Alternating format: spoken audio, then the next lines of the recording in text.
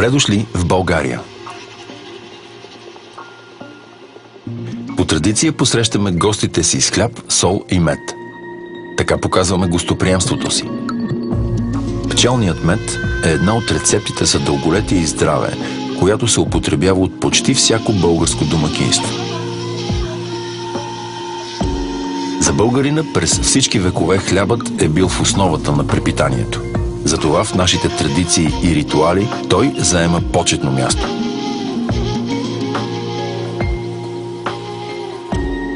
Един от символите на Несебър са вятърните мелници. В работното помещение още се пазят воденичните камъни.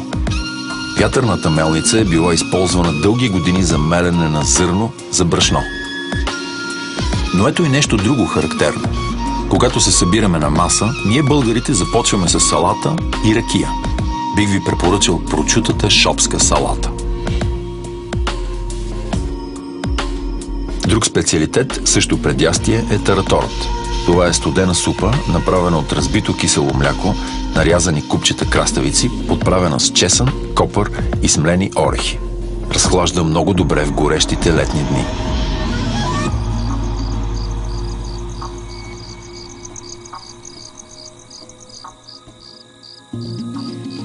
Ракията е национално алкохолно питие и се прави най-вече от грозде, но и от различни видове плодове, като сливи, кайсии, ябълки, дюли. Троянци имат празник на сливата и сливовата ракия. Само който е опитал троянска сливова, може да разбере какъв еликсир е тя. Богатата българска природа предлага около 600 вида билки. Страната ни е сред най-големите износители на лечебните растения. Тяхното събиране и обработка е традиция, предавана от поколения.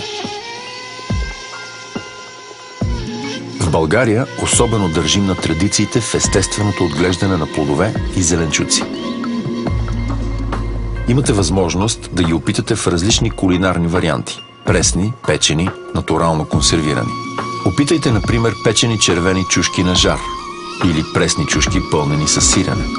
Вкусът им е неповторим.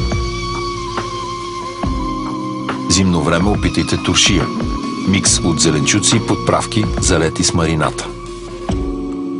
Намираме се в Стара планина, на едно от многото места в България, където се предлага екологично чиста храна от лично стопанство. Домашен кашкавал, домашно сирене, капама. Наистина се затруднявам какво да избера. Останете при нас. За закуска ще ви направим баница, която е много вкусна в комбинация с кисело мляко. Киселото мляко и бялото саламурено сирене са основна част от традиционната българска кухня. Доказано е, че киселото мляко е много полезно за човешки организъм. Ще ви открия една тайна. Българското кисело мляко е причина за многото дълголетници у нас. Но тук влияние оказват и други неща. Спокойният живот и чистият въздух. Намираме се в Родопите. Чевермето е местен специалитет. Цяло агне се слага на голям дървен шиш, върти се бавно над огъня, докато добие златистия загар на печеното месо. Можем да предложим доста и на познавачите на гурме кухнята. Ястия и вина, които да отключат сетивата ви. Посетете изисканите ресторанти. Опитайте чудесата на българските майстори-готвачи. Насладете се на разкошни ястия от дивечово месо, които могат да изкушат и най-изтънчените ценители. Сърнешко месо с сос от боровинки. Пътпадъци с пълнеж от кестени и манатарки. Трюфели. А за десерт – шоколадов мус. Време е отбраните ястия да се полеят с хубаво червено вино. В България пазим старите традиции в производството на вино още от траките. Те са почитали Дионис, богът на виното, преди гърците. Характерни български винени сортове грозде са маврут и широка мелнишка лоза. Нека опитаме мелнишкото вино.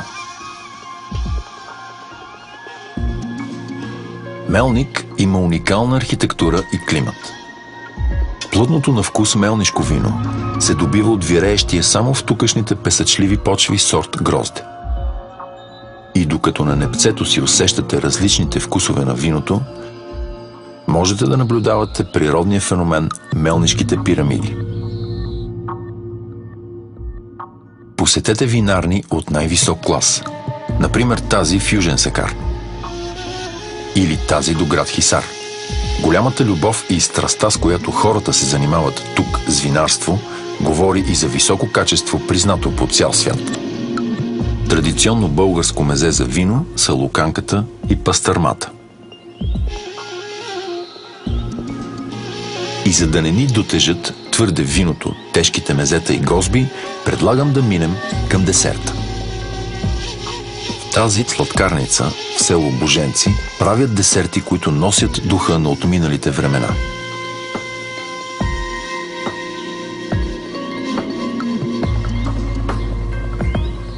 Натурално, екологично и здравословно. А знаете ли на какво в България казваме здравословното чудо? Мурсалският чай е билка, която расте на висока надморска височина. Ароматен планински чай, използван за укрепване на имунитета. Искам да ви изпратя със специален подарък. Сладко от смокини. Поздрав от слънчевото Черноморие. Така ще ви хареса, че ще поискате отново да дойдете в България.